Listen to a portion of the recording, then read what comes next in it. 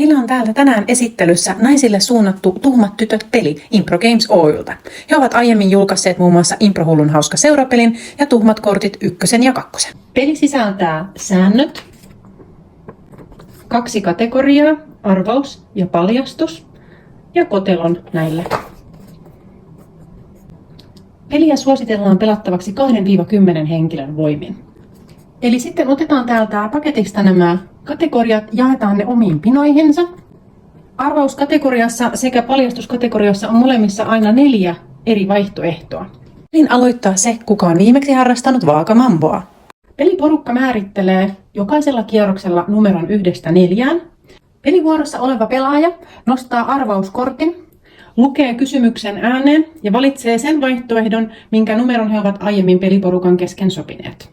Tämän jälkeen hän antaa porukalle hetken aikaa miettiä, ja hetken kuluttua hän laskee ääneen 3, jolloin jokainen pelissä oleva osoittaa sitä henkilöä sormella, ketkä he luulevat todennäköisemmin näin tehneen.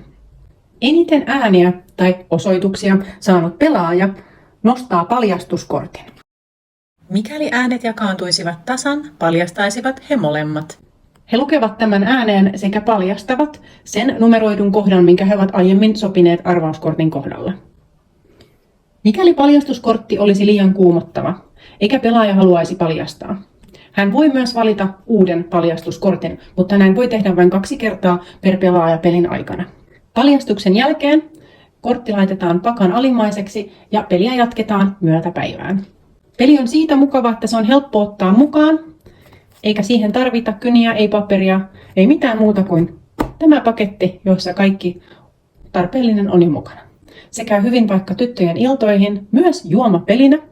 Silloin vain jokainen paljastaja nostaa juoman paljastuksen jälkeen. Tuhmissa tytöissä ei ole voittajia eikä häviäjiä. Pelin tavoite on oppia itsestä sekä muista pelaajista uusia asioita sekä hävyttömiä paljastuksia. Pelille ei ole määritelty kestoaikaa, sen voi jokainen peliporukka määritellä itse. Hyviä pelihetkiä!